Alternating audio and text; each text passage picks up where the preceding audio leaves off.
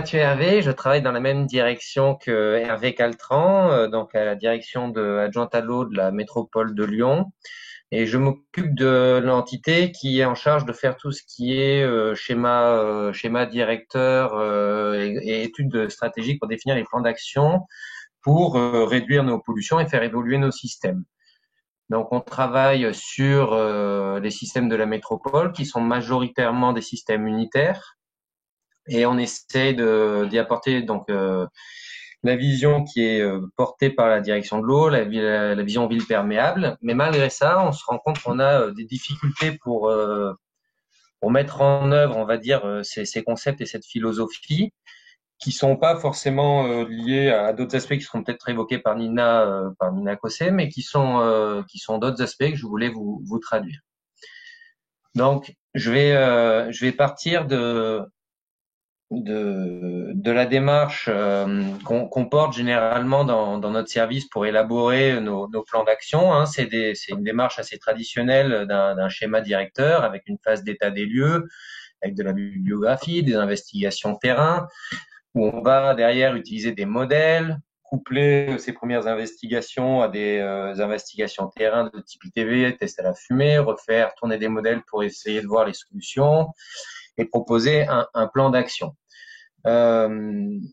Globalement, on réalise toutes ces investigations, notamment pour répondre à la réglementation, qui est une réglementation qui est plutôt, à mon sens, plutôt bien faite dans l'esprit et qui impulse une démarche qui est assez bonne, mais qui derrière s'appuie sur des outils de suivi et des indicateurs de réussite qui, je pense, biaisent un peu derrière nos métiers et les outils que l'on utilise. Donc, je vais vous présenter ça. Donc, dans un premier temps, je vous aborderai vraiment le volet réglementation et en quoi est-ce qu'elle permet d'agir, sur quoi elle s'appuie, en quoi les éléments sur lesquels elle s'appuie viennent, à mon avis, réduire l'efficacité de la philosophie initiale de cette réglementation. Donc très rapidement, parce que je sais que la réglementation, c'est pas un aspect qui passionne les foules, mais la réglementation française, elle prévoit, notamment en matière d'assainissement, que la solution de gestion des eaux le plus en amont possible soit mise en œuvre lorsque c'est techniquement possible et de manière prioritaire. Elle le prévoit notamment par 2 articles de l'arrêté du 21 juillet. Et donc, on peut se dire que c'est plutôt une réglementation bien faite. Derrière, elle vient imposer aux gestionnaires des systèmes d'assainissement de suivre certains ouvrages qui sont cette fois-ci caractérisés en fonction de la charge de vent sec. Donc, on a des seuils qui existent, qui viennent nous définir des ouvrages qu'on doit surveiller par des mesures du temps de déversement, des ouvrages où on doit faire en plus des estimations de charges rejetées. Et elle vient derrière nous préciser les indicateurs de réussite de la conformité collecte de nos systèmes en fonction de critères qui sont au nombre de 3 et qui sont focalisés sur les ouvrages donc autosurveillés et qui sont le respect de pas plus de 5% des rejets, pas plus de 5% du flux ou des débits collectés par notre système de collecte doivent être rejetés sans traitement, ou encore les ouvrages ne doivent pas déverser plus de 20 fois. Concrètement, là je vous ai mis l'exemple du bassin versant de Fontaine-sur-Saône, qui est un bassin versant sur lequel on a produit un plan d'action dernièrement, pour vous matérialiser comment ça se traduit sur un territoire. Donc là, on a un territoire avec au milieu la Saône, un bassin versant de collecte qui est en forme de papillon, on va dire, et où on peut voir que on a plusieurs déversoirs d'orage qui sont matérialisés soit par des points rouges, verts ou violets, et sur lesquels on voit bien que les points violets, donc qui sont les points non autosurveillés, c'est-à-dire non ciblés à la surveillance réglementaire, sont plutôt situés en tête de bassin. Et on va avoir les ouvrages autosurveillés, donc sur lesquels on va avoir des indicateurs de suivi qui vont être plutôt sur la partie aval des systèmes. La station est située au niveau du point vert. Donc on a une exception qui est ici, où on a pas mal aussi de points autosurveillés sur un petit affluent. Mais globalement, on voit que sinon, notre focus est situé en partie aval du système. J'ai pas insisté là-dessus, mais la réglementation nous permet également de demander une dérogation pour suivre les effluents qui vont représenter 70% des flux rejetés au milieu. Donc, comme le premier indicateur, c'est un indicateur qui est axé vraiment sur une vision ERU, une vision assainissement, et qui nous dit, voilà, vous pouvez instrumenter les ouvrages qui représentent plus de 70% des flux rejetés au milieu. Sur ce même cas, sur Fontaine, cela se traduit par l'instrumentation des ouvrages que j'ai matérialisés avec une petite étoile, et où on voit que, en fait, on vient instrumenter des ouvrages plutôt en partie basse, qui sont situés ici et ces derniers. Les autres n'étant, en fait, pas autosurveillés. Et donc, on a tout un système d'autosurveillance qui nous pousse à instrumenter, non pas en fonction d'enjeux milieu ou quoi que ce soit, mais vraiment en fonction d'une charge d'ouvrage. Donc, on est décorrélé à la fois des enjeux sur cet aspect-là, à la fois de la nature des milieux récepteurs. Je vous ai mis une belle photo de déversoir d'orage sur lesquels on voit un impact de déversoir d'orage potentiel, hein, où on a une belle nature morte. Sur un ouvrage qui n'est pas autosurveillé, par exemple. Donc cela se traduit pour nos ouvrages par l'instrumentation majeure une instrumentation majeure d'ouvrages plutôt sur des gros affluents et en partie basse. Je vous ai mis là quelques chiffres, mais où on voit par exemple que aujourd'hui sur ce territoire-là, la métropole instrumente 10% de ses ouvrages, que si on n'avait pas de dérogation, on instrumenterait 40% de ces ouvrages, mais 46% des ouvrages, mais qu'en réalité, une grande partie, 40% des ouvrages non autosurveillés, sont situés sur les petits affluents. On instrumente surtout des ouvrages sur des gros cours d'eau. Donc, qu'est-ce que ces indicateurs induisent derrière? Ils induisent on a vu que les modèles dans le mode de travail sont utilisés à plusieurs étapes, que ce soit pour les étapes de diagnostic, mais aussi les étapes où on vient définir les solutions d'action. On s'aperçoit qu'on a conçu derrière des outils de modélisation pour, grâce aux outils de suivi, grâce au focus réalisé par l'autosurveillance, et donc on est venu construire des outils qui nous permettent d'être bons sur les parties plutôt situées à l'aval de nos systèmes. Sur la carte que vous avez ici, on a en coloré coloré opaque les bassins versants modélisés sur nos modèles canoë, un peu de pub, sur nos modèles canoë assainissement. Et vous avez en coloré transparent les bassins versants hydrauliques des systèmes, des cours d'eau. Et en fait, on se rend compte que dans les méthodes de travail de la métropole, on ne vient modéliser que les parties ultra-urbanisées. On ne modélise pas, en réalité, les parties non urbanisées. Également, on s'aperçoit que comme on va instrumenter plutôt des ouvrages en partie basse, on va avoir des points de comparaison de la qualité de nos modèles plutôt situés sur ces parties-là. Le résultat, c'est qu'on a des modèles qui sont conçus pour être précis sur les parties aval des systèmes, qui nous donne une bonne connaissance de nos flux rejetés sur les zones autosurveillées, mais qui, par contre, vont nous induire une plus grande difficulté quand on va vouloir venir évaluer l'efficacité d'actions beaucoup plus à la source et beaucoup plus diffuses. Voilà. Après, donc ça, c'est un impact sur les outils. Mais en plus de cet impact sur les outils, ces indicateurs réglementaires, ils ont un petit effet pervers, je dirais, car l'indicateur des réussites, qui est basé donc sur le flux rejeté par les gros ouvrages en partie basse, va induire que les solutions situées en partie aval des systèmes vont être plus ERU efficaces.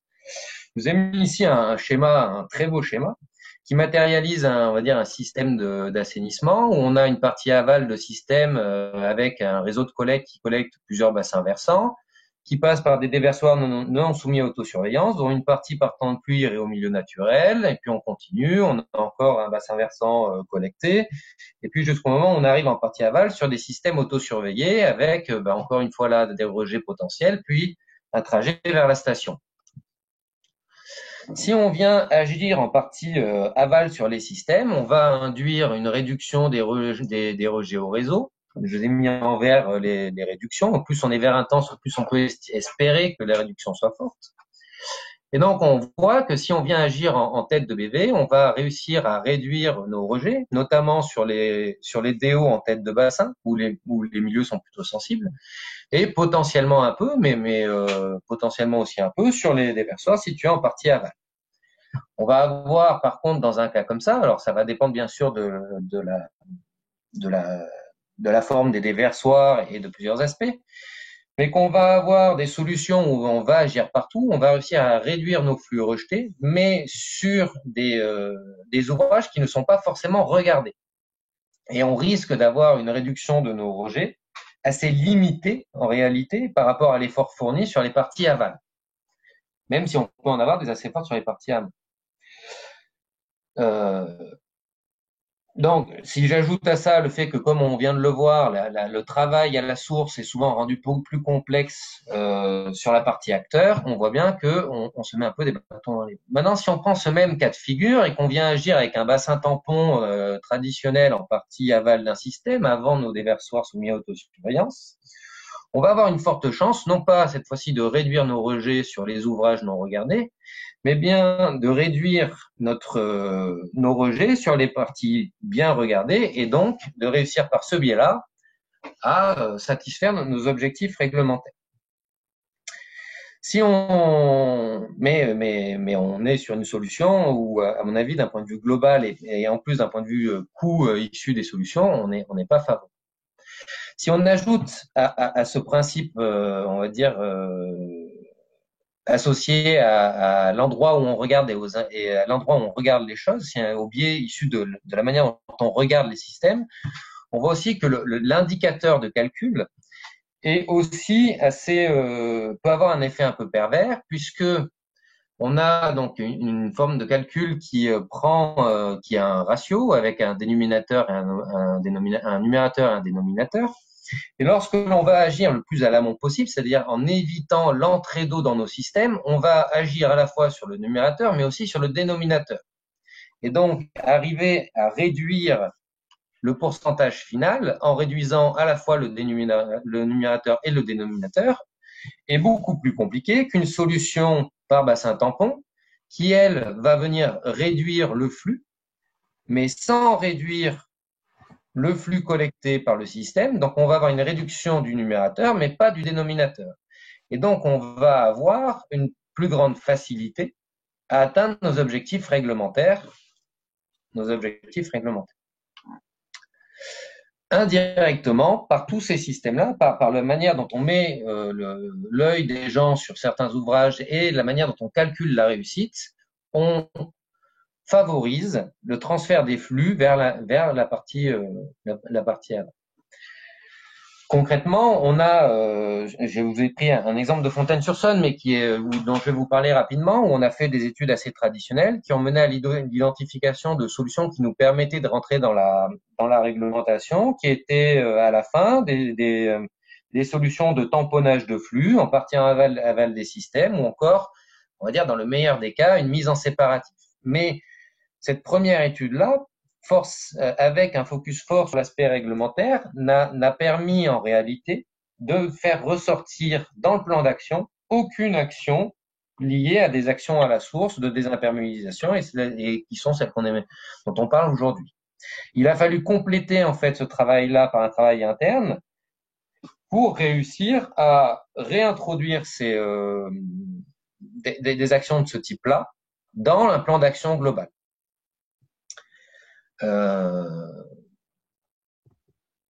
Qu'est-ce que je voulais dire on a eu donc plus de difficultés et tout ça pourquoi? Parce qu'en fait, nos outils d'évaluation de la qualité des solutions, notre manière de regarder le fonctionnement des systèmes et les objectifs qu'on se fixe, qui sont issus de la réglementation, nous poussent à favoriser d'autres solutions que les solutions à la source, puisqu'elles paraissent moins efficaces quand on regarde les choses sous ce prisme-là.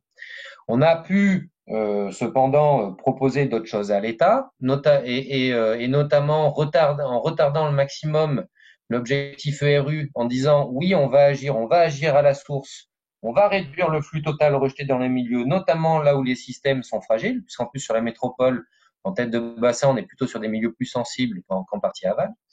Donc on a pu le faire, mais ça a nécessité un travail plus conséquent du porteur de projet et une acceptation par le service de police d'une manière un peu différente d'aborder les sujets. Donc cette expérimentation, elle a nécessité plus de justification dans l'intérêt de prioriser les actions à la source, car on ne satisfaisait pas directement les objectifs réglementaires, car c'est beaucoup plus difficile au regard de nos outils de venir justifier in fine une conformité réglementaire. Ça a demandé bien sûr plus d'investissement des porteurs de projets. Et encore, on est dans une situation où à la métropole de Lyon, on a la chance d'avoir un panel de compétences extrêmement large au sein de la métropole. Et ça a demandé du coup, in fine, un besoin de portage politique plus important. Donc, si on regarde tout ça, on a bien des solutions qui existent aujourd'hui, mais qui induisent, on arrive à promouvoir ce type de solution, mais ça induit des changements des méthodes et des outils de travail, que ce soit par exemple la conception des modèles, ou même la manière dont on devrait concevoir l'autosurveillance et la manière dont on suit nos ouvrages. C'est une manière aussi pour laquelle il faut que la collectivité prenne des décisions fortes pour pousser les choses de manière un peu différente que ce dans quoi on nous pousserait naturellement via la réglementation. Mais ça induit aussi, pour y arriver, un changement de profil et de métier au sein de l'institution, puisqu'on passe par des solutions que l'on sait maîtriser en interne, où on vient faire des ouvrages, à des solutions où on a beaucoup plus de mal à maîtriser les tenants et les aboutissants et à garantir la mise en œuvre, puisqu'on va passer plutôt par de l'animation, du portage de politiques sur les territoires pour faire agir les autres dans le sens de nos intérêts. Et donc, c'est plus du tout les mêmes métiers. Voilà. Et j'ai mis un dernier point qui est aussi important, c'est qu'on voit dans ces schémas directeurs que très souvent, très souvent, au niveau de la station, on envisage toujours une augmentation des capacités hydrauliques, une augmentation de tout. Et très rares sont les fois où, malgré un PLU très proactif et une politique publique très proactive, rares sont les fois où, dans les hypothèses de dimensionnement final de notre système de traitement, on envisage une réduction de ces charges de temps de pluie ou des charges de temps de pluie.